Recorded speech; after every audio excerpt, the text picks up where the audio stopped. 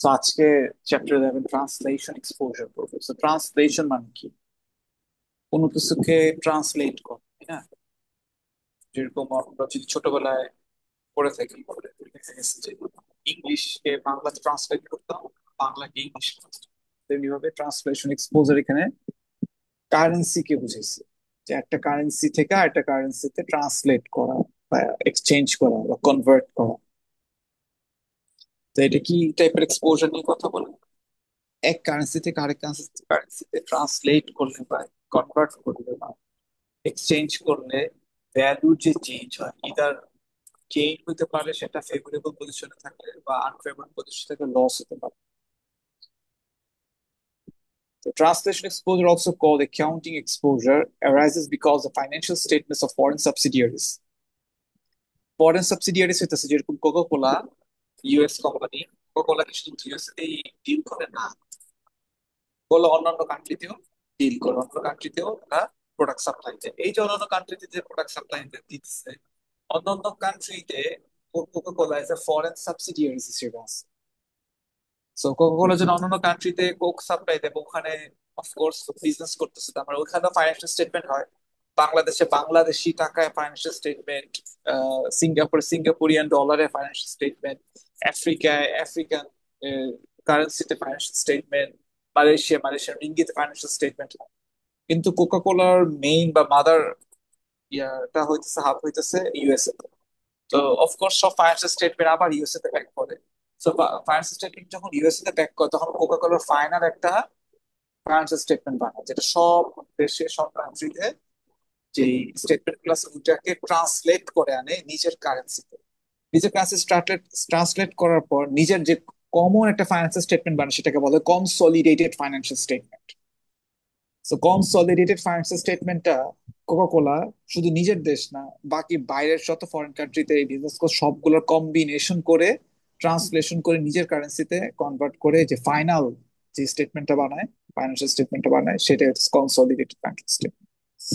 তো এখানে যেহেতু কারেন্সি কনভার্ট করা হয়, তো সেখানে মানে সেই ক্ষেত্রে ওই দেশের যে ইনকাম স্টেটমেন্টে যে ভ্যালুটা দেখি, সেই ভ্যালুটা এটা অ্যাপ্রিসিয়েট করতে পারে অথবা ডেপ্রিসিয়েট করতে পারে, অ্যাকর্ডিং টু বা ডিপেন্ডিং আপন দি এক্সচেঞ্জ রেট। এক্সচেঞ্জ রেটটা যদি ফেভারেবল পজিশনে থাকে, মানে আমার ফেভারে থাকে বা কোকা কোলা ফেভারে থাকে, তাহলে ভ্যালু রাইজ করে।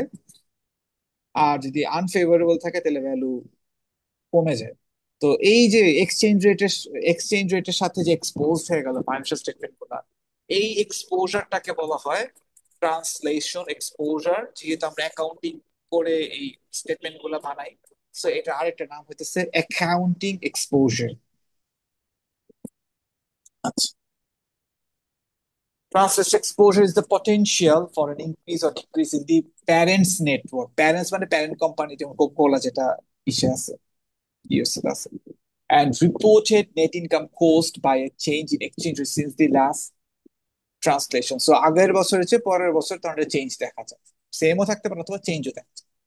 While the main purpose of translation is to prepare consolidated statement, হ্যাঁ consolidated statement আমি বানাতে পারবো তখনই যখন বাংলাদেশি টাকার ফাইন্যান্সিয়াল স্টেটমেন্ট, এই মালয়েশিয়ার ফাইন্যান্সিয়াল স্টেটমেন্ট যখন আমরা ডলারে করবো, তখন কি আমরা কনসলিডেটেড করতে। Management uses translated statement to assess performance of the company. So management এগুলো আর কি দেখে যে কোন জায়গায় কি হইতেছে না হইতেছে। Overview: consolidation accounting is the process of combining financial results of all এগুলা আমি বলে আসছি already. Our purpose here, however, is not to discuss in detail consolidation account, but rather the currency risk. So এই যে currency এক্সচেঞ্জের জন্য যে আমার ভ্যালু অ্যাপ্রিসিয়েট বা ডেপ্রিসিয়েট হতেছে, এটা যে আনসার্টেন, আমি তো জানি না সামনে কি বাড়বে না কমবে, এটা কারেন্সি রিস্ক। এবং এই কারেন্সি রিস্কটা হইলে বা এইটা এরকম একটা মানে কারেন্সি এক্সচেঞ্জ হলে, তখন আমার ফাইন্যান্সিয়াল স্টেটমেন্টে কি হইতে পারে, কি টাইপের চেঞ্জ আমি দেখতে পারি, সেটা নিয়ে আমরা এখন আলোচনা করব। সেম কথাই লিখছি। এইডেন কর্পোরেশন ও একটা ইউরোর আয়ারল্যান্ড বেসড কোম্পানি, যেটা ইউরোতে কাউন্ট হয়। সো এই কোম্পানি আয়ারল্যান্ডেও কাজ করে, বিজনেস করে, মালয়েশিয়াতে বিজনেস করে, আবার টার্কিতেও বিজনেস করে। সো যখন মালয়েশিয়াতে বিজনেস করে তখন তার ফাইন্যান্সিয়াল স্টেটমেন্ট মালয়েশিয়ার রিঙ্গিতে হয়। হুম হুম। আর যখন আয়ারল্যান্ডে করতেছে তখন তো ইউরোতে হইতেছে। আর যখন টার্কিতে করতেছে তখন সেটা লিরাতে হয়। সো এই রিঙ্গিতকে আমার কিসে কনভার্ট করতে হবে, যে করতে হবে পরে ইউরোতে কনভার্ট, পরে লিরাকে আমার কিসে কনভার্ট করতে হবে, ইউরোতে কনভার্ট করতে হবে। সো এই স্টেটমেন্ট গুলা আবার এইটাতে ট্রান্সলেট হোক, ট্রান্সলেট হওয়ার পর সব যোগ করা হয় এটার সাথে এটা, এবং এই যে এটা তো ইউরোতে আছে। তো এটা এটা এটা যোগ করে আমরা এই ফাইনাল কনসোলিডেটেড স্টেটমেন্ট পাই। মনে হয় বুঝাতে পারছি, রাইট? হ্যাঁ, বুঝছি। Reporting currency is the currency that the reporting entity uses to prepare its financial statement. Any other currency used by an entity? So ওদের রিপোর্টিং কারেন্সি হইতেছে ইউরো, মানে যেই যার মাদার কারেন্সি যেটা বা তার হোম কারেন্সি যেটা সেটাই তাদের রিপোর্টিং কারেন্সি। আর যদি অন্য দেশে কাজ করে থাকে তাহলে সেটা ফরেন কারেন্সিতে ইউজ হয়। Functional currency the primary economic environment which the subsidy operates. Functional currency হইতেছে যে কোকা কোলা যখন বাংলাদেশে বিজনেস করতেছে তাহলে কোকা কোলার ফাংশনাল কারেন্সি কি হবে বাংলাদেশে? অফকোর্স টাকা। ওভারভিউ আর কি আছে? If a foreign entity's functional currency is the reporting currency, the currency of the parent company used for the consolidated reporting purpose, the process for building financial statements is termed remeasurement.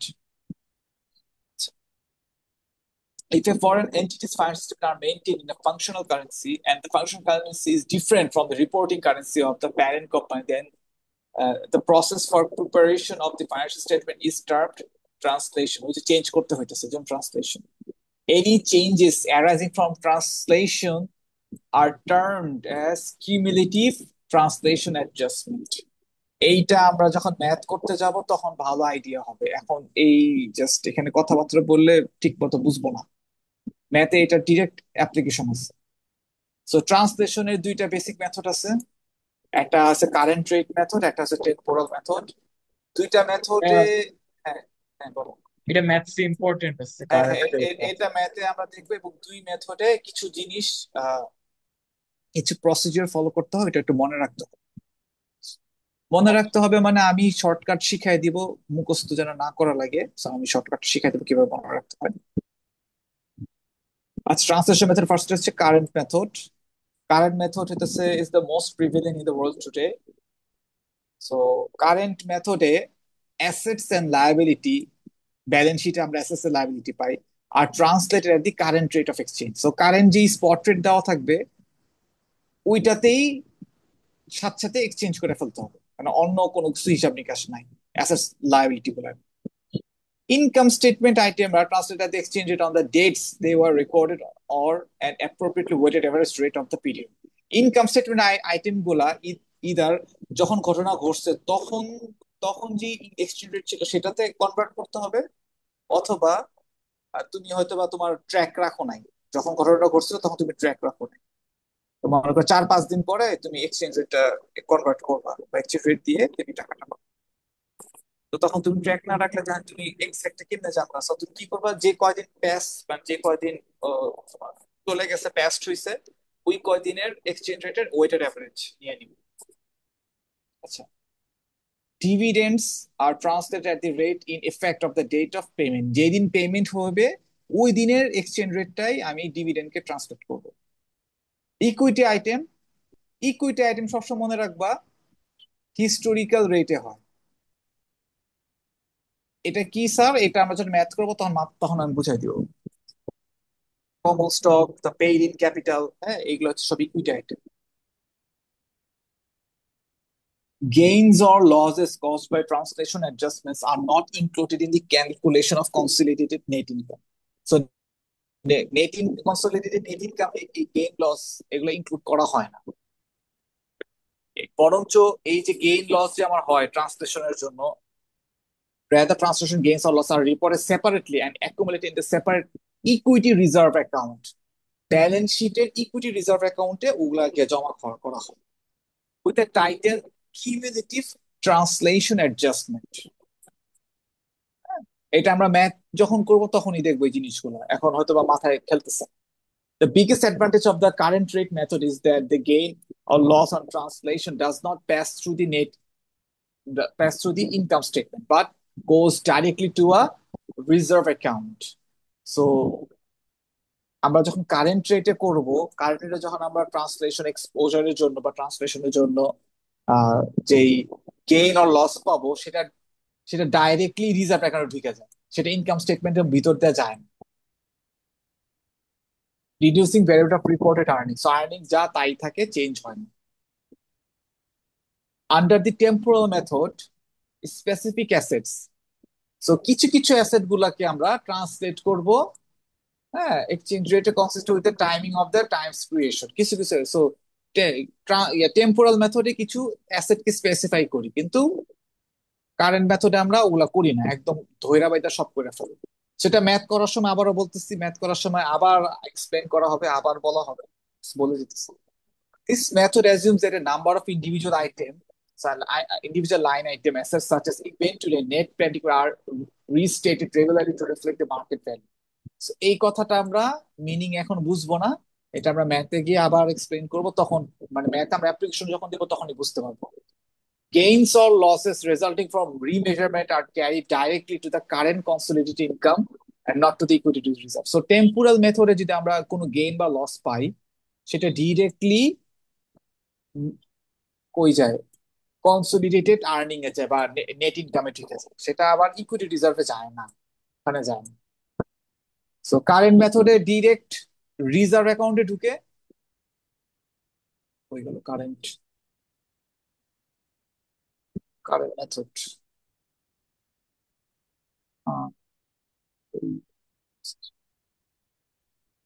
আচ্ছা, যাই হোক।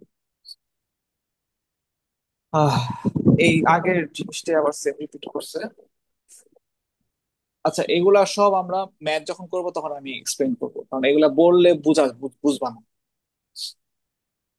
আচ্ছা, এখানে এই জিনিসটা কি তোমার faculty ইমপ্যাসেজ দিছিল, বা এই জিনিসটা কি ইয়া করছিল? হ্যাঁ, এটা বুঝাইছে, এই ম্যাথসটা এটা বুঝাইছে। এটা ম্যাথ না, কিছুই না, এটা ইজি জিনিস। বলছে যে কেমনে কি হইছে এখানে। এইডেন্স এইডেন্স কর্পোরেশন একটা ইম্পর্টেন্ট। কিছুই হয়, এটা সহজ তো। হুম। হুম।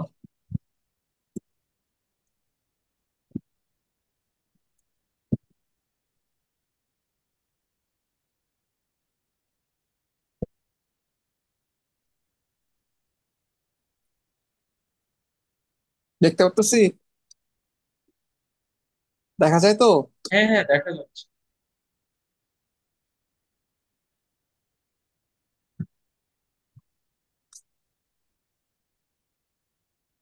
আই মিন আপনি এখান থেকে বুঝাই দিতে পারেন কষ্ট করে কি। না, তাহলে ইয়াটা বুঝবা না, মানে ঘটনাটা বুঝবা না, এফেক্টটা দেখাও আমি তোমাকে যে কেমনি কি চেঞ্জ হতেছে।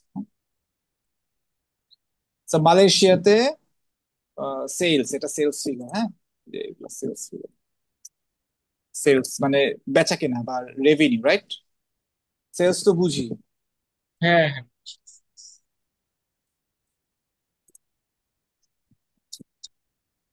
মালয়েশিয়াতে 2014 সালে সেলস ছিল 500 রিঙ্গিত, রাইট? দুই হাজার আচ্ছা পনেরো সালে ছিল 500 রিঙ্গিত, ঠিক আছে? এটা বুঝি, রাইট? আচ্ছা। বুঝি না নাকি? হ্যাঁ হ্যাঁ। আচ্ছা, যদি এটা পার্সেন্টেজ চেঞ্জ আনি তাহলে কেমনে বের করবো? New value minus new value minus old value divided by old value divided by old value, right? যেহেতু পার্সেন্টেজ চেঞ্জ বলছে, সো আমরা এটা পার্সেন্টেজ দিয়ে দিই। সো কোনো চেঞ্জ হয় নাই, আগে 2014 সালে যে সেল হয়েছিল এখনো সেই সেলই আছে, তাই না? বুঝছি নাকি আমি আর তোমার কথা হ্যাঁ শুনতেছি? বুঝছি বুঝছি বুঝছি। অ্যান্সার দিও। তো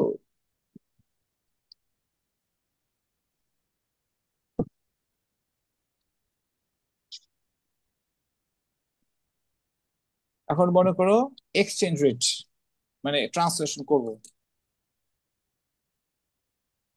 এখন সেলস এর ক্ষেত্রে কি বলছিল জানি, বলছিল যে যখন সেলস হয়েছে তখন ওই সময়ের এক্সচেঞ্জ রেট নিতে বলছে অথবা এভারেজ নিতে বলছে। এখন এখানে সেলস তো প্রত্যেকটা আলাদা আলাদা, মানে সেলস তো $500 সেলস বা 500 রিঙ্গিতের সেলস তো একই সময় হয়নি, বিভিন্ন টাইমে হয়েছে। প্রত্যেকটা টাইমের আলাদা আলাদা করে এক্সচেঞ্জ রেট না দিয়ে আমরা এভারেজ একটা এক্সচেঞ্জ রেট দিয়ে দিই। এভারেজ এক্সচেঞ্জ রেট কি আকারে আছে? মালয়েশিয়ান রিঙ্গিত বাই ইউরো আকারে আছে, হ্যাঁ?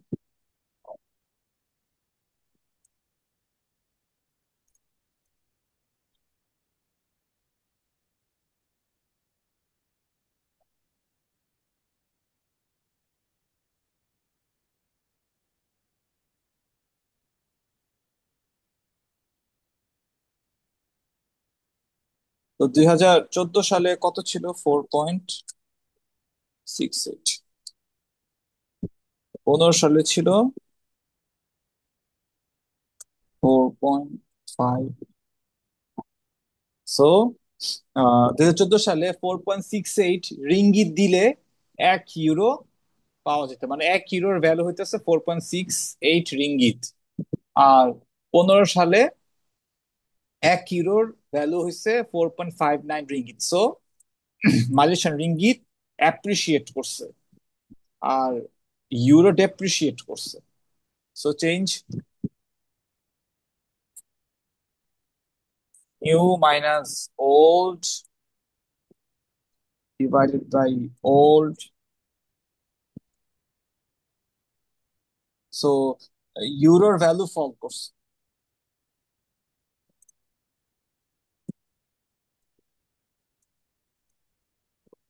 ঠিক আছে, আচ্ছা। তো এখন আমরা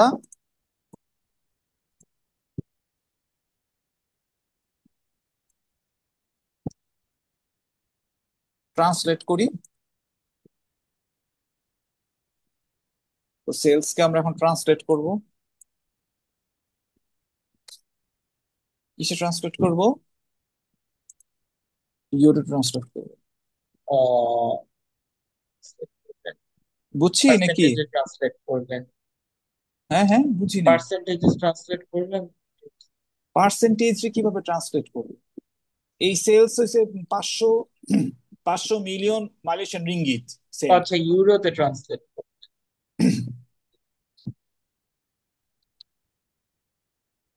তো এটা এর সাথে কি করবো? ইনটু করবো না ভাগ দিব বলো? এভারেজ এক্সচেঞ্জ রেট বলো। আহ ভাগ দিব। হ্যাঁ, ভাগ দিব।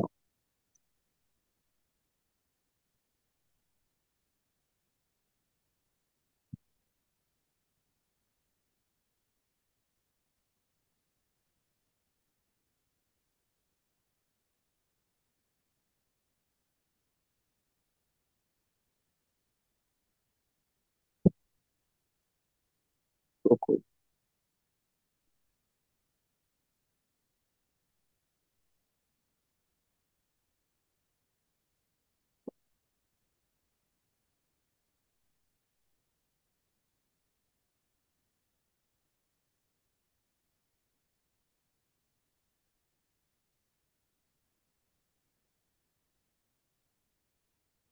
হুম, আচ্ছা, সেম পরের বছরটা বের করলাম, দেখি চেঞ্জ কত হয়েছে। নতুনটা মাইনাস পুরানটা ডিভাইডেড বাই পুরানটা, এটা আবার কারেন্সি।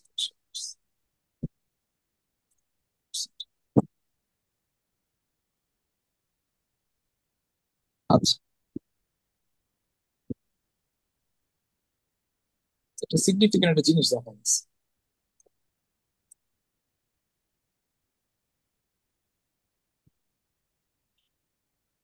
এই দেখুন,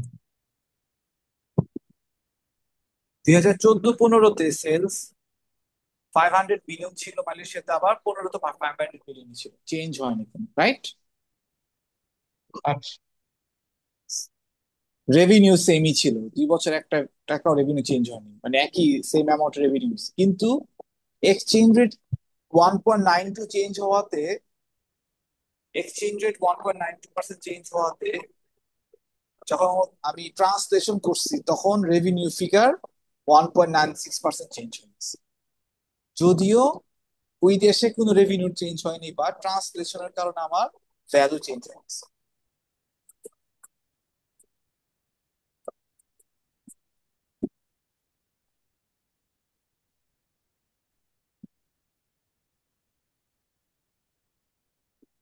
এটা কি বুঝতে পারছি? হ্যাঁ, হ্যাঁ, একটু বুঝতে পারছি। মানে বুঝছি তো কি হয়েছে। পার্সেন্টেজে চেঞ্জ করছেন এটাই। আর হচ্ছে মালয়েশিয়ার রিঙ্গিতকে ইউরোতে কনভার্ট করছে। এইটা বুঝার, এটা ছিল না বুঝার কথা, বুঝার কথা এটা ছিল যে দেখো রেভিনিউ বাড়ে নাই, রেভিনিউ সেম, তো রেভিনিউ। সেলস, তো ইউরোপ, মানে ইউরোতেও তো সেমই থাকার কথা চেঞ্জ করলে, তাই না, ট্রান্সলেট করলে, কিন্তু সেম নাই, কারণ রেভিনিউ তো 0% বাড়ছে, যা তাই আছে স্টিল, এক্সচেঞ্জ রেট চেঞ্জ হওয়ার জন্য রেভিনিউটা বাইরে গেছে, রেভিনিউ বেশি রেকর্ড, এইটা বুঝার ছিল, এইটাই বুঝাইতেছিল। আচ্ছা, আচ্ছা, আচ্ছা, আচ্ছা, হ্যাঁ, হ্যাঁ, এটা তো বুঝছি। এটাই জিজ্ঞাসা করছি, পার্সেন্টেজ দেখাতে সবাই দেখাতে পারে এটা কি হয়েছে, কিন্তু এক্সপ্লেনেশনটাই এটা।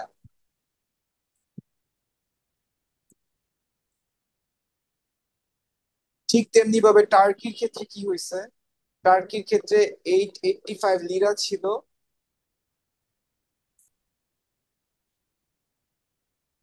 885 ছিল, পরে বাইরে হয়েছে কত, 900, তাই না? আচ্ছা।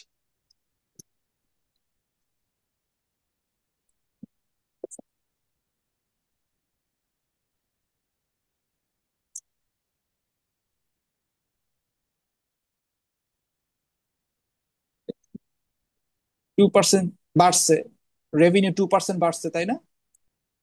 হ্যাঁ।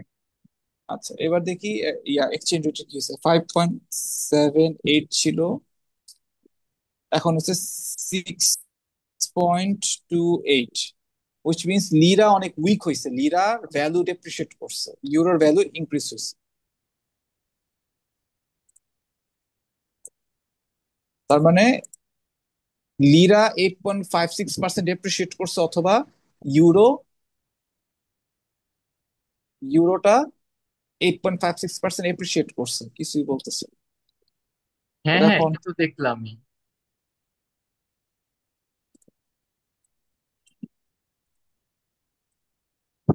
তো যখন কনভার্ট করছি আমরা লিরাকে, এই যে লিরাকে ইউরোতে যখন কনভার্ট করছি, তখন দেখো, আচ্ছা উল্টা ফল করছে।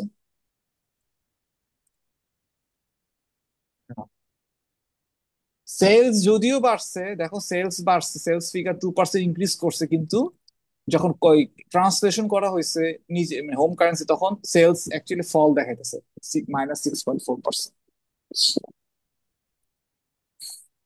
এইটা এই ট্রান্সলেশন এক্সপোজারটা বোঝানোর চেষ্টা করতেছে, এক্সচেঞ্জ রেটটা আনফেভারেবল হওয়াতে হুম। আচ্ছা।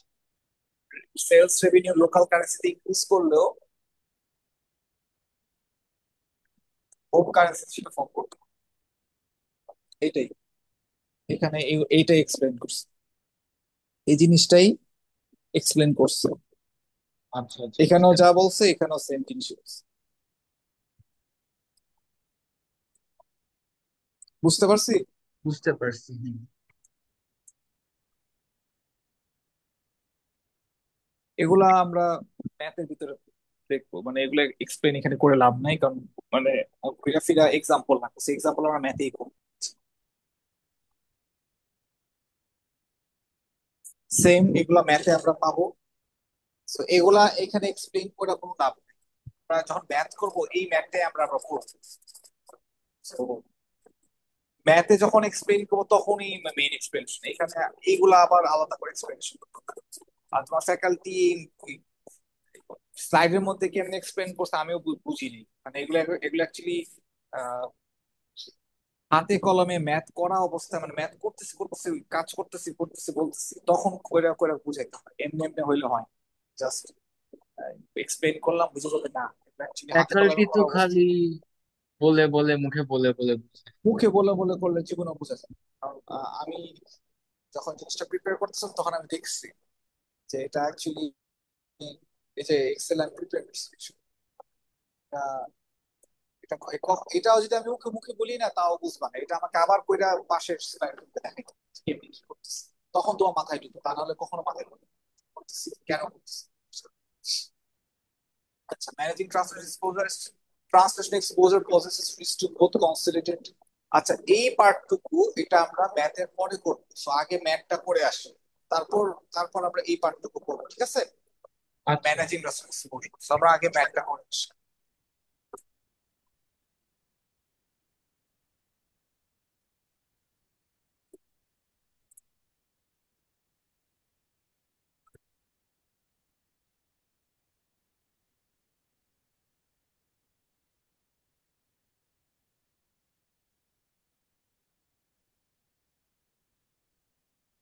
স্যার একটু টাইম দেন, আমার একটা ফোন আসছে। ঠিক আছে,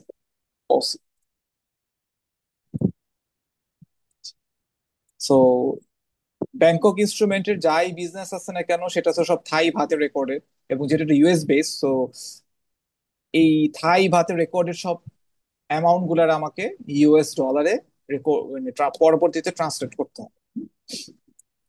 so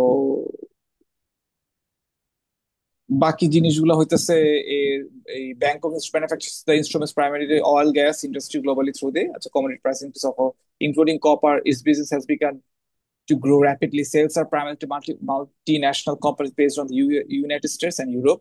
Bangkok is to balance sheet in thousands. So এখানে আমরা যে ব্যালেন্স শিটটা দেওয়া আছে ব্যাংকক ইনস্ট্রুমেন্টের, সেটা থাউজেন্ডস এ দেওয়া, মানে এই যে 24,000 যে দেখতেছি, এটার পরে আরো তিনটা শূন্য আছে, সো 24 মিলিয়ন এগুলো actually। সো তিনটা তিনটা শূন্য কমানোর জন্য থাউজেন্ডস লিখে আমরা তিনটা শূন্য কমায়া জাস্ট ফিগার গুলো ছোট করে লিখে, যেন আমাদের এই দেখতে হিসাব করতে সুবিধা হয়। তো এটা দেওয়া আছে কবে? মার্চের 31 তারিখে। তো এটা মার্চ 31 তারিখে রেকর্ড করা হচ্ছে। So using the data presented, assume that the Thai baht dropped the value. So Thai baht ছিল এত 30 ভাত পার ডলার, এখন হয়ে গেছে 25-40 ভাত পার ডলার, মানে ভাতের কারেন্সি ডিভ্যালুয়েশন হচ্ছে বা ডেপ্রিসিয়েট করছে এগেনস্ট ডলার, মার্চের 31 তারিখ থেকে এপ্রিলের 1st। Assuming no change in the balance sheet accounts because these 2 days calculate the gain or loss from transaction by both the current rate method. So আমার বলছে যে gain or loss ক্যালকুলেট করতে current rate মেথডে calculate করতে হচ্ছে, temporal মেথডে calculate করতে হচ্ছে। Explain the translation gain or loss in terms of changes the value of exposed accounts. Historical rate হইতেছে 20 ভাত পার ডলার। সো এই যে কোশ্চেন দেওয়া, কোশ্চেনের এগেনস্টে এই যে ব্যালেন্স শিট দেওয়া, ব্যালেন্স শিটের এগেনস্টে এই যে এই এক্সচেঞ্জ রেট দেওয়া, একটা এক্সচেঞ্জ রেট হচ্ছে 30 ভাত পার ডলার, আর একটা চেঞ্জ হয়েছে কত, 40 ভাত পার ডলার। এটা মে 1, এটা হচ্ছে এপ্রিলের 1 তারিখ। আর হিস্টোরিক্যাল কত ছিল, 20 ভাত পার ডলার, তাই না? হয়ে গেছে, ঠিক আছে না? আহ মনে হয় ঠিক আছে। মনে হয় ঠিক আছে কি, কোশ্চেন যা তাই তো লিখছে, আমি তো বাইরে আচ্ছা কিছু লিখি না। আচ্ছা আচ্ছা ঠিক আছে। আচ্ছা, এখন আমি কি করব, ট্রান্সলেশন করব তাই না, অ্যাসেট তারপর লাইবিলিটি প্রতিটা আইটেমকে, তাই না? হিস্টোরিক্যাল একটু আবার বলবেন, হিস্টোরিক্যাল বুঝতে যাব। হিস্টোরিক্যাল রেট হচ্ছে আগের এক্সচেঞ্জ রেট, মানে আচ্ছা। মার্চের 1 এর আগে। হিস্টোরিক্যাল মানে কি, পুরাতন না, আগের। পুরাতন, হ্যাঁ। এগুলা আগের সম্পর্কে এক্সচেঞ্জ। ধারণা থাকা উচিত ছিল, because you already did I guess investment analysis, investment related একটা ইয়ে করছে, হিস্টোরিক্যাল রেকর্ড বা হিস্টোরিক্যাল ডেটা। হ্যাঁ হ্যাঁ, যাই হোক, হিস্টোরিক্যাল তো তো দেখছি। ওইটাই এটা হিস্টোরিক্যাল রেট আগের। আচ্ছা, তো আমরা এখন কি করব, কারেন্ট কারেন্ট মেথডে। হ্যাঁ, কারেন্ট কারেন্ট আছে, মেথড। হ্যাঁ। দেখো, কিচ্ছু জানতে হবে না, জাস্ট আমরা অ্যাসেট পার্টটাকে কি করব, ট্রান্সলেট করব, তাই না? অ্যাসেট পার্টটাকে তুললাম, কারেন্ট মেথডটাকে ইয়া করি।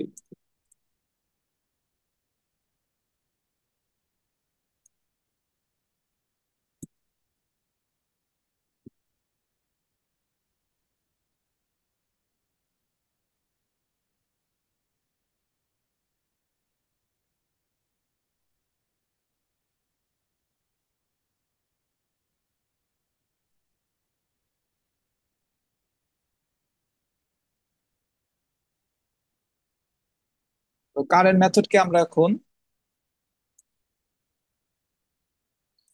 বিফোর ডিভ্যালুয়েশন,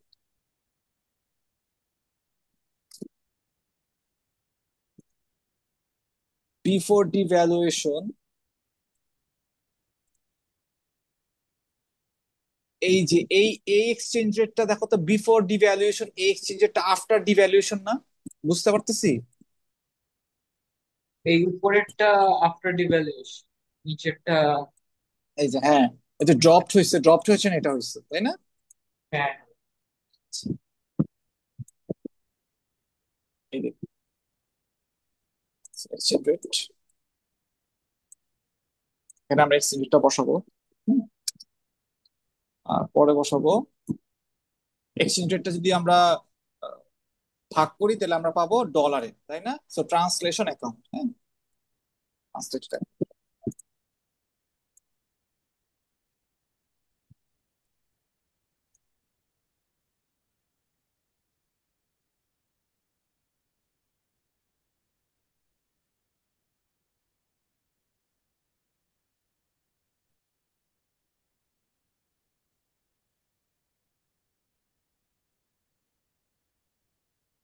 হিসাব ডলারে পাবো, তাই না? এক্সচেঞ্জ রেট কত ছিল জানি? এই যে 30, রাইট? 30। 30। হ্যাঁ। এখন এখানে কথা আছে। Four devaluation. কারেন্ট রেটের ক্ষেত্রে অ্যাসেটের প্রত্যেকটা কম্পোনেন্ট, অ্যাসেটের যা যা কম্পোনেন্ট থাকবে সবই সবই তার অ্যাসেট কোড। ইয়াকে নিয়ে নিবে, মানে সবই তার কারেন্ট রেটকেই কারেন্ট রেটকেই নিয়ে নিবে। মানে কারেন্ট মেথডে কোনো নিয়ম কানুন নাই, ডিরেক্ট যেই রেটটাই আছে সে রেটটাই নিয়ে নিবে। সো বিফোর ডিভ্যালুয়েশনে রেট কত ছিল? 30 ছিল না? অ্যাসেটের যত কম্পোনেন্ট আছে সবগুলাই এটাকেই মেনে নিবে যে এটাই রেট, সেটা এটাতে ট্রান্সলেট হয়ে যাবে। তো কত ছিল? 30 ছিল, সবই 30 হয়ে যাবে। এক্সচেঞ্জ রেট সবগুলাই 30 নিয়ে নিবে ব্যাম, কোনো ইয়া নাই, হ্যাঁ। তাহলে ট্রান্সলেট অ্যাকাউন্ট কত হবে? এইটা ভাগ 30, তাই না? ভাগ দিচ্ছি জাস্ট টু ক্রিয়েট। আচ্ছা আচ্ছা। ভাগই তো দিব, গুণ দিলে তো ভাত ভাত স্কোয়ার হয়ে যাবে না? ট্রান্সলেট করলাম। এটা ট্রান্সলেট করলাম। করলাম ডলারে, রাইট? হ্যাঁ। তো সাম যদি করি, sum,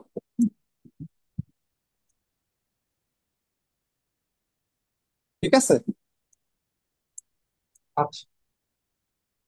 এটা পাইলাম বিফোর ডিভ্যালুয়েশন। আফটার আফটারটা করি,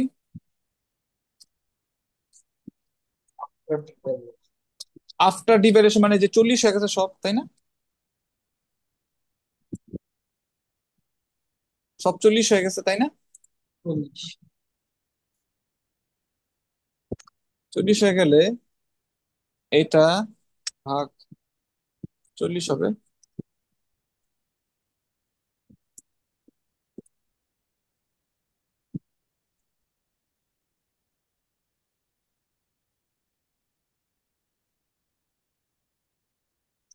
সেকেন্ড,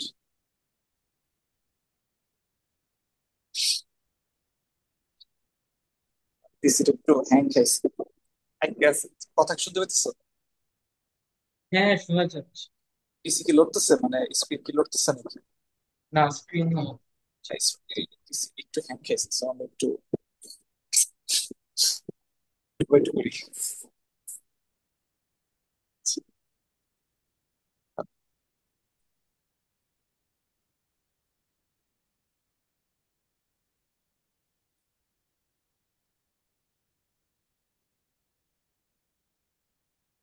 ঠিক আছে, বুঝছি। হ্যাঁ, বুঝতে পারছি।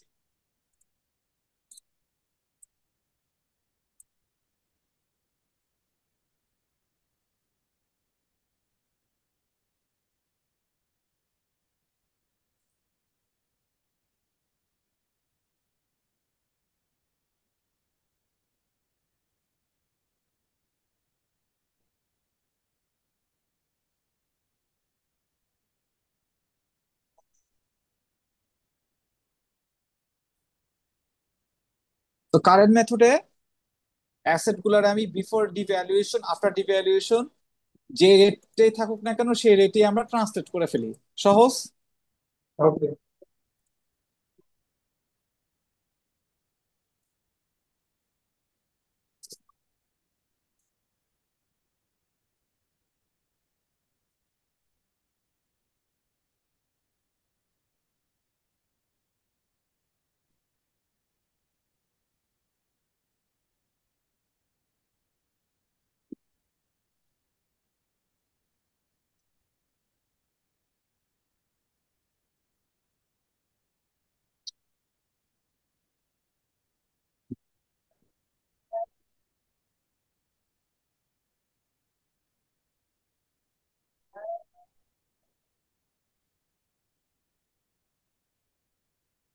সো বিফোর ডিভ্যালুয়েশনের রেট ছিল 30, আফটার ডিভ্যালুয়েশন রেট হচ্ছে 40। সো যেই রেট, যখন যে রেট হয়েছে তখন আমরা তাকে ট্রান্সলেট করে ফেলছি। ঠিক আছে? না বুঝার কিছু আছে এই জায়গায়? বুঝছি বুঝছি। আচ্ছা,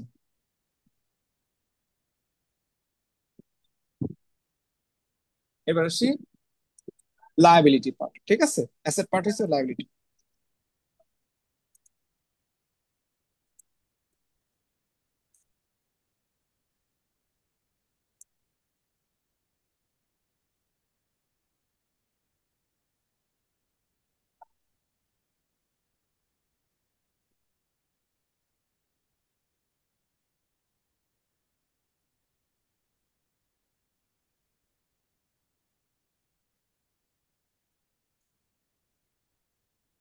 লায়াবিলিটি পার্টে দেখো কি,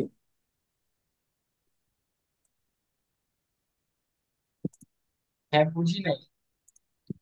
লায়াবিলিটিস পার্টে দেখো কি হয়। আচ্ছা এটা তো আচ্ছা। অ্যাসেট পার্ট করছি। হ্যাঁ, লাইবিলিটিস লাইবিলিটিস পার্টে তো অনেক কমপ্লিকেটেড জিনিস দেওয়া। কিছুই দেওয়া আছে।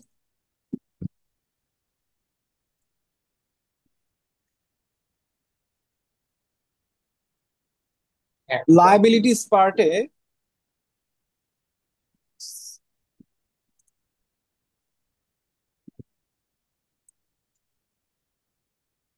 লায়াবিলিটিস পার্টে কারেন্ট মেথডে দেখো, we will use the historical rate for common stock. এখানে কমন স্টক কই আছে? এই যে এটা। এখানে আমরা হিস্টোরিক্যাল রেটটা ইউজ করবো, 30 ইউজ করবো না। কি ইউজ করবো? হিস্টোরিক্যাল রেট ইউজ করবো, 20। ঠিক আছে, বলো। বুঝতে পারছি? 20। আচ্ছা, এটা কেমনে আসছে 20? Common 20, stock. আচ্ছা। 20 কেমনে আসছে মানে বুঝি নাই তো 20। না না, হিস্টোরিক্যাল রেট ঠিক আছে, এখন কমন স্টকে ইনফরমেশনটা কোশ্চেনে দেওয়া ছিল। না, কোশ্চেনে কেন দেওয়া থাকবে? এটাই যে এখানে বলা আছে।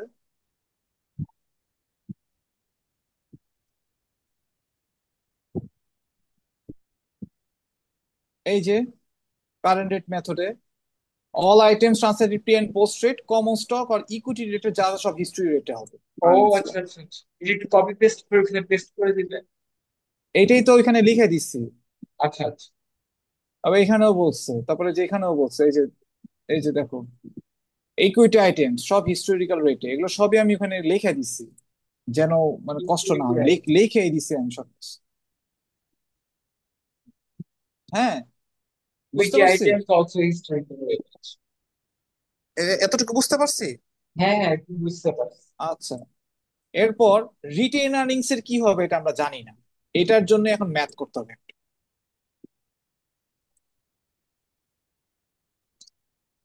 রিটেন আর্নিংস এর রেটটা আমরা লিখতে পারবো না, এখানেও এটা লিখতে পারবো।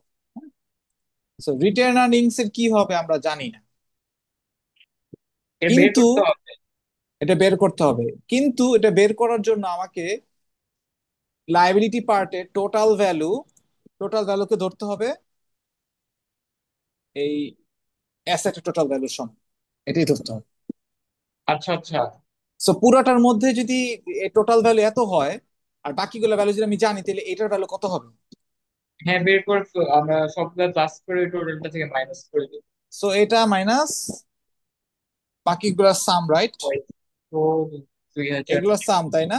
এগুলোর হ্যাঁ সাম, তাই না? হ্যাঁ। দেখো তো কত হয়, 2100, 2180। তাই না? সো 72,000 ভাত্রে 2,100 ডলারে কনভার্ট করতে হলে কত এক্সচেঞ্জ রেট হওয়া উচিত সেটা আমরা বের করবো।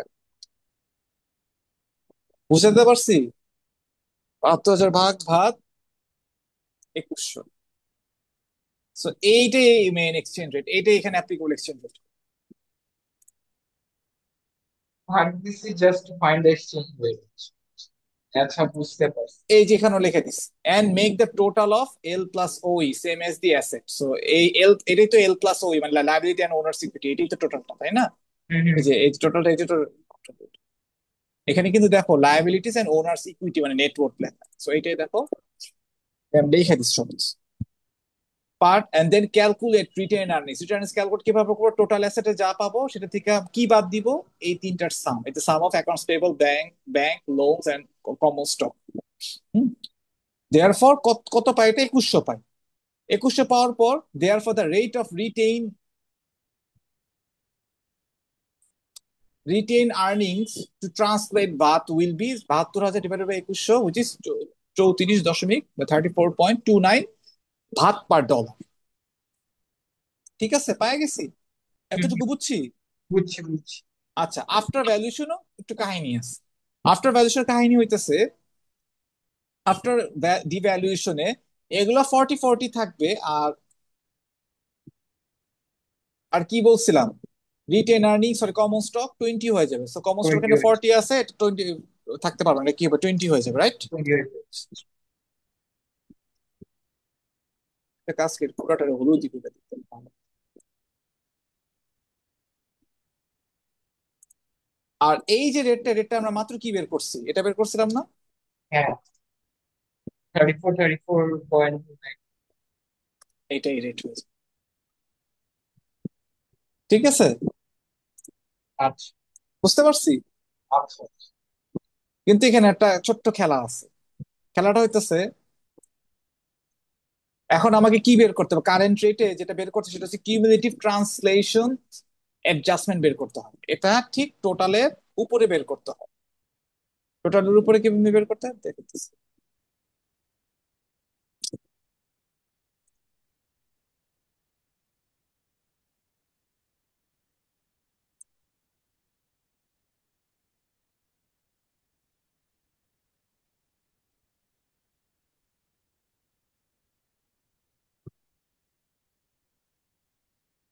সিটিএ হইতেছে,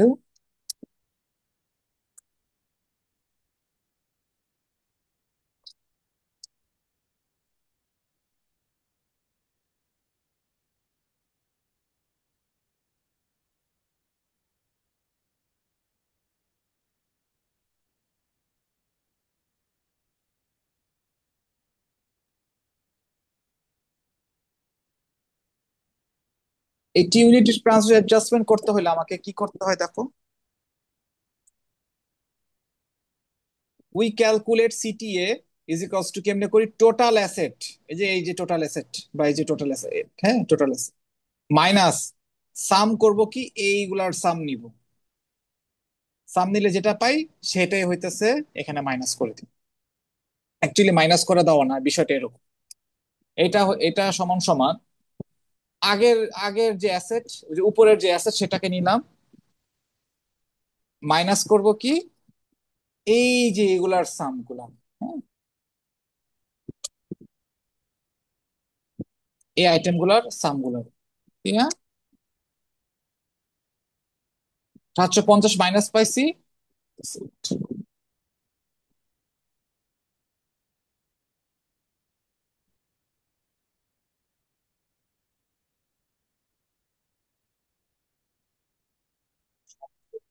হ্যালো।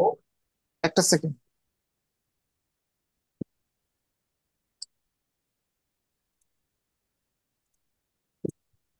হ্যাঁ বলো। হ্যাঁ হ্যাঁ, ঠিক আছে, 750 মাইনাস করে দেবো। পাইলাম কিভাবে এটা? ওই যে উপরে যে টোটাল অ্যাসেট ছিল, এটা থেকে বাদ দিছি কি, এই রিমেইনিং আইটেমস গুলো বাদ দিছি। বাদ দিলে যেটা আসে, এটা যে মাইনাস আসতে পারে প্লাস আসতে পারে। যদি মাইনাস আসে সো উইচ ইজ, তুমি কি করছো, এটা তুমি লস করছো, সিটি এর লস হচ্ছে এটা। এবং এই সিটি এর লসটা কই যাবে? রিজার্ভে যাবে, ইকুইটি রিজার্ভে চলবে। চলে যাবে। এই তোমার কারেন্ট মেথড। কারেন্ট মেথডটা বুঝছি। বুঝতে পারছি। আচ্ছা,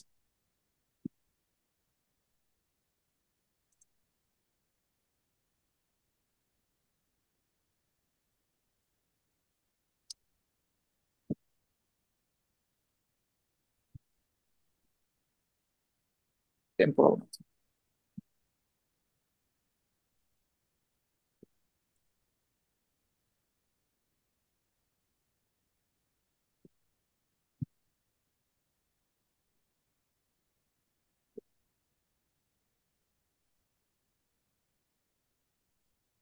টেম্পোরাল মেথডে কিছু নিয়ম আছে। টেম্পোরাল মেথডের নিয়মগুলো হইতেছে,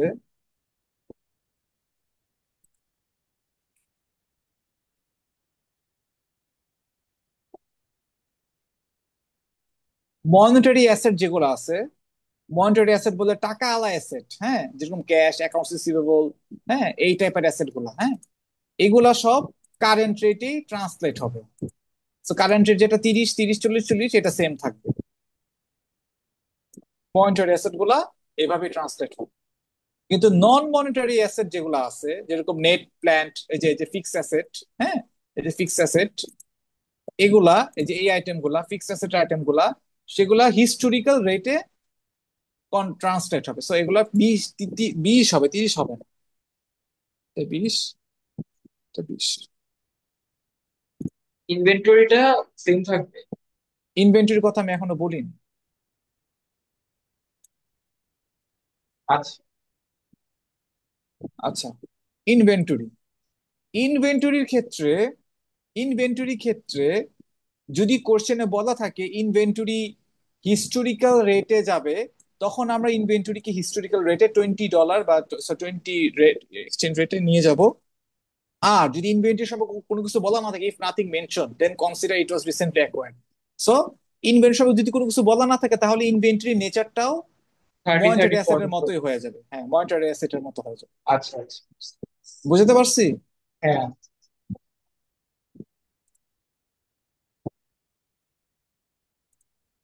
আচ্ছা, কথা হইতাছে, ইনভেন্টরি যখন মনিটারি অ্যাসেট আবার নেচার হয়, তখন শুধুমাত্র ইনভেন্টরি একমাত্র আইটেম যে কিনা এইটাই আবার এখানে ফলো করে, মানে এটাকে আবার এখানে টেনে আনেছে।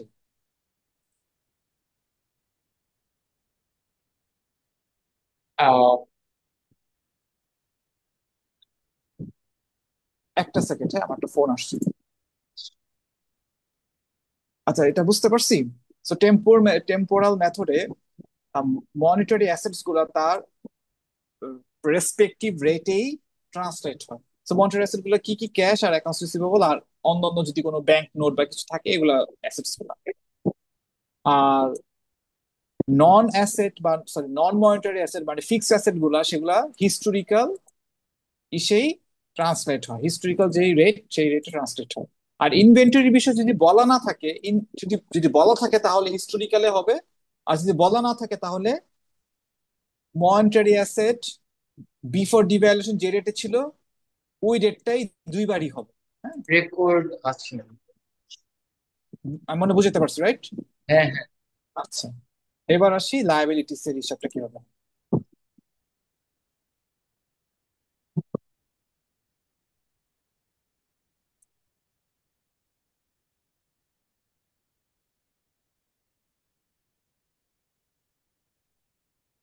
লায়াবিলিটিস এর হিসাবটাও ঠিক এই যে কারেন্ট মেথডে যেভাবে করছি এভাবেই হবে, সেম। কারেন্ট মেথডে যা যা করছি সবকিছু সেম সেম বইতেই হবে।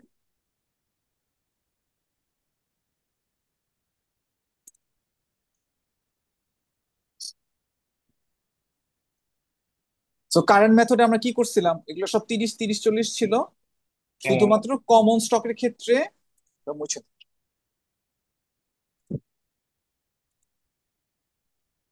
শুধুমাত্র কমন স্টকের ক্ষেত্রে হিস্টোরিক্যালটা ইউজ করছে, তাই না? হিস্টোরিক্যালটা 20, হিস্টোরিক্যালটা 20, তাই না?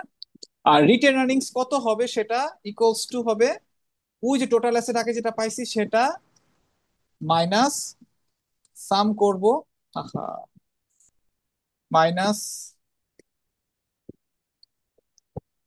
সাম করব এই তিনটার সাম করলে এখানে যা যা পাবো সেটা আমরা এই যে এটার সাথে ভাগ এই এক্সচেঞ্জ রেটটা ভাগ দিয়ে বের করবো। এটা ভাগ কারেন্ট তেইশ। কারেন্ট রেট মেথডের লাইবিলিটিসটা করলাম না একটু আগে। আবার হ্যালো, বল, তোমার কথা বুঝিনি। কারেন্ট রেট মেথডের লাইবিলিটিসটা করছি তো মনে হয়। হ্যাঁ, আমি টেম্পোরাল করতেছি। আচ্ছা, আচ্ছা। টেম্পোরালও সেম ওয়ে, এটাই বুঝাইতেছি তোমাকে, টেম্পোরালও সেম। টেম্পোরাল সেম হয়ে আছে। টেম্পোরালও সেম ওয়ে,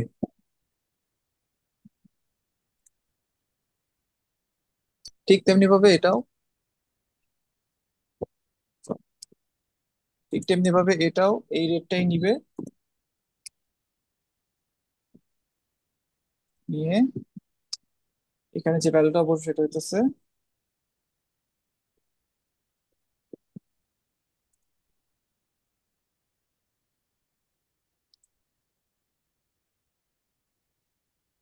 ঠিক আছে।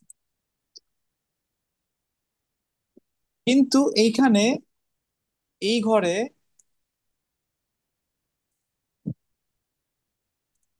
এই ঘরে যে জিনিসটা বসবে সেটাকে বলা হবে ট্রান্সলেশন অ্যাকাউন্ট। এখানে ট্রান্সলেশন অ্যাকাউন্টটা বসবে। কারেন্ট কারেন্ট মেথডে বসছিল কিউমুলেটিভ ট্রানজেকশন অ্যাডজাস্টমেন্ট বা সিটিএ, এখানে ট্রান্সলেশন অ্যাকাউন্ট বসবে।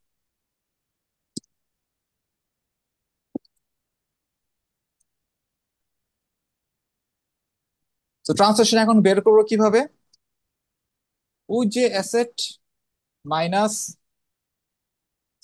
সাম, কার সাম, এই জিনিসগুলোর সাম। দেখো ভ্যালু পজিটিভ হয়েছে, সো এটা আমার ট্রান্সলেশন অ্যাকাউন্টটা গেইন আসছে, গেইন। আমি গেইন করছি। So temporal method translation account আমার গেইন হয়, আর কারেন্ট মেথডে সিটিএ বা কিউমুলেটিভ ট্রান্সলেশন অ্যাডজাস্টমেন্টে আমার লস আসে। কাহিনীগুলা কি করছি না করছি এটা আমি আবার এখানে লিখে দিছি। এটা আমি আবার copy করি।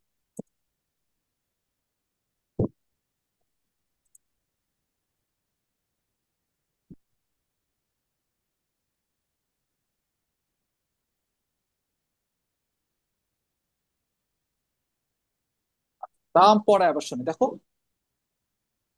মনিটারি লায়াবিলিটি মানে যেগুলা টাকা related liability, accounts payable, bank loans, এগুলা তাদের ট্রান্সলেটেডটা কারেন্ট রেটই হবে। সো 30 30 40 40, যে রেটে যেটা সেটাই হয়েছে।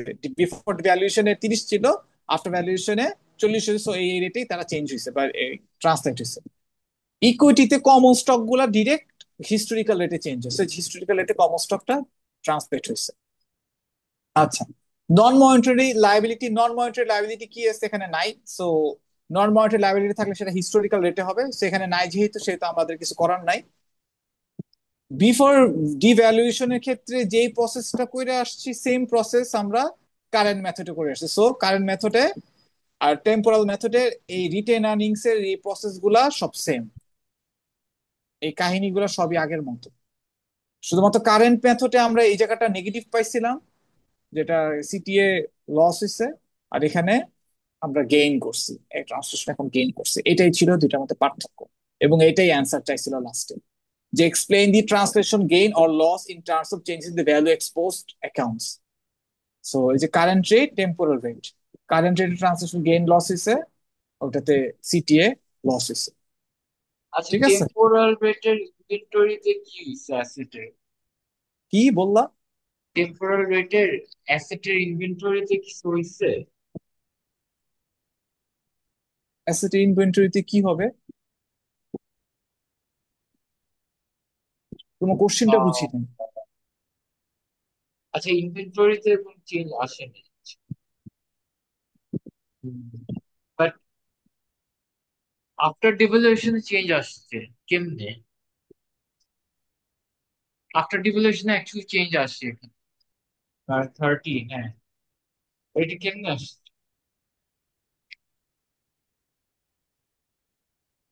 কোনটা, এটার কথা বলতেছো? এটা, হ্যাঁ, এটা। তোমাকে তো এটা মনে হয় দুইবার এক্সপ্লেন করছে, আচ্ছা আবার বলি। ইনভেন্টরি ক্ষেত্রে আমরা যদি কোশ্চেনে বলা থাকে যে ইনভেন্টরিটাকে হিস্টোরিক্যাল রেটে করতে, তখন আমরা এখানে দুই জায়গায় 20 বসাবো। আর যদি আচ্ছা। কোনো কিছু বলা না থাকে তাহলে মনিটরি আছে যে 30 ফলো করতেছিল, হ্যাঁ, প্রথম বছর বা যেটা, সো ইনভেন্টরিও 30 মানে বিফোর 30টাই ফলো ডিভ্যালুয়েশন করবে। ফলো করবে। এটি আচ্ছা বারবার করে এসছে। আচ্ছা আচ্ছা আচ্ছা। বিশ্ব হিস্টোরিক্যাল রেট আছে।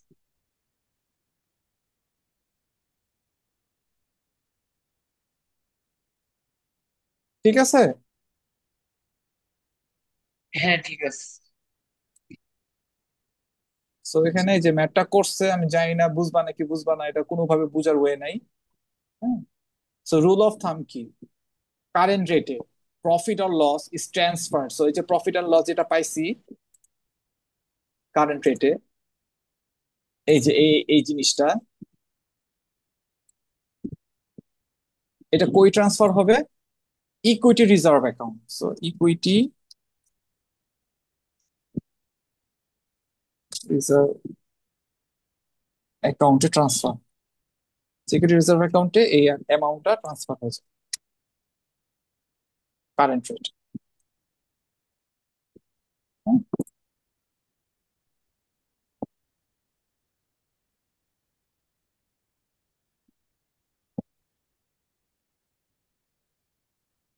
ঠিক আছে।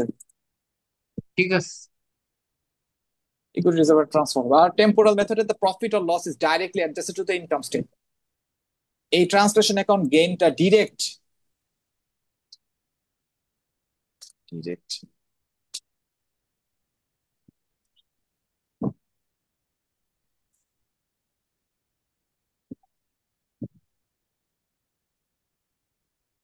ডিরেক্ট ইনকাম স্টেট অ্যাডজাস্টমেন্টে এই ট্রান্সলেশন অ্যাকাউন্টটা বসবে, কত বসবে গেইনটা, তো মানে এটা পরে যোগ হয়ে যাবে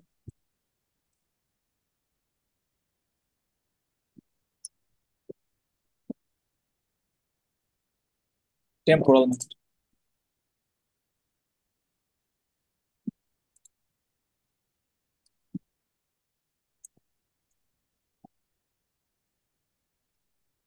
এটাই জিজ্ঞাসা করছে। আর এই পাশে শর্টকাট গুলা বলছে যে কোন আইটেম কোন রেটে ফলো করবে, এটা শর্টকাটে বলছে, আমি এখানে এক্সপ্লেইন করে দিছি কখন কোন কাজটা কিভাবে করতেছে। ঠিক আছে, আচ্ছা। এটাই অ্যান্সার ম্যাথের। বুঝতে পারছি। হ্যাঁ হ্যাঁ। টিউটর এখানে এখানেও দিছি, আমি আবার ওখানেও দিছি, মানে টাইনে টাইনে দেখা গেছে, সো একই ম্যাথ দুই জায়গায় দিবার ক্লাস। আচ্ছা স্যার, আপনার একটা ফাইল পাঠাই অ্যাসাইনমেন্টের, আমি করছি তো দেখে দেন ঠিক আছে। আচ্ছা এইটা একটু শেষ করে নিই, আমি দেখবো দেখবো, সমস্যা নেই, এটা একটু শেষ করে নিই, আর একটু বাকি আছে। সো প্রবলেম 11.9, এটা তোমার হোমওয়ার্ক। ঠিক আছে, এটা তোমার হোমওয়ার্ক, অথবা তুমি যেটা করতে পারো, তুমি আধা ঘন্টা পর বা 15 মিনিট পর এই ম্যাথটা আমার সামনে কইরা দেখা পারবে। আমি আমার ফাইলটা পাঠাইতেছি, ওই ফাইল ইউজ কইরা তুমি তোমার স্ক্রিন শেয়ার করবা, কইরা আমাকে দেখাবা যে তুমি কেমনে কি করতেছো। এটা আমার মানে এটা যদি না করো তাহলে শিখা হবে না, ঠিক আছে? আচ্ছা আচ্ছা, বুঝতে পারছি। বুঝতে আচ্ছা, পারছি রাইট। ফাইলটা তাহলে দেখেন। আমি ফাইল পাঠাচ্ছি। তাহলে আমি শেষ করে দিতেছি, ঠিক আছে? শেষ না, আরেকটা জিনিস আছে, ওয়েট। এই না না, অল্প আমার অল্প অ্যাসাইনমেন্টের আছে। অ্যাসাইনমেন্টের, বুঝতে পারছি, আরেকটা জিনিস আছে, সেটা হইতেছে এই যে ম্যানেজিং ট্রান্সমিশন এক্সপোজার। সো এই এক্সপোজারটা ম্যানেজ কিভাবে করে, সো এটা যেহেতু এক্সপোজ, সো এটা রিস্ক আছে। Although many multinationals regularly manage the risks arising from the balance sheet, net equity investment করে in subsidiaries, and number of firms have also hedged, so এগুলোকে hedging করে to their consolidated income arising from subsidiary earnings. So কিভাবে hedge করে? Many firms frequently hedge dividends declared from the subsidiary to the parent company when declared in a foreign currency which do not qualify for hedge accounting. This means that the periodic valuation of the financial derivatives, the hedges, end up impacting reporting earnings more often than the underlying exposure, the foreign subsidiary earnings. The main technique to minimize translation exposure is called balance sheet hedge, which requires equal amount of exposed foreign currency asset and liabilities on the firm's consolidated balance sheet. So same অ্যামাউন্টের অ্যাসেটের value সমান hedge করে তার এগেনস্টে তার লাইবিলিটিকে hedge করে। If this can be achieved for each foreign currency, net translation exposure will be zero. So তখন এক্সপোজারটা zero করে ফেলে যখন হেজিং করে দুইটার এগেনস্টে। If a firm translates by the temporal method, a zero net exposed position is called monetary balanced. So এটা এমসিকিউর জন্য ইম্পর্টেন্ট। যদি টেম্পোরাল মেথডে থাকে, এবং টেম্পোরাল মেথড থাকা অবশ্যই যদি তারা নেট এক্সপোজ পজিশনে চলে যেতে পারে তাহলে সেটা মনিটারি ব্যালেন্স বলবে। আর complete monetary balance can not be achieved under the current rate method, current rate মেথডে এটা অ্যাচিভ করা সম্ভব হয় না। এমসিকিউ বা এর জন্য খুবই ইম্পর্টেন্ট। এমসিকিউ কি আসবে বলছিল? না, এমসিকিউ ফাইনালে নাই। আচ্ছা।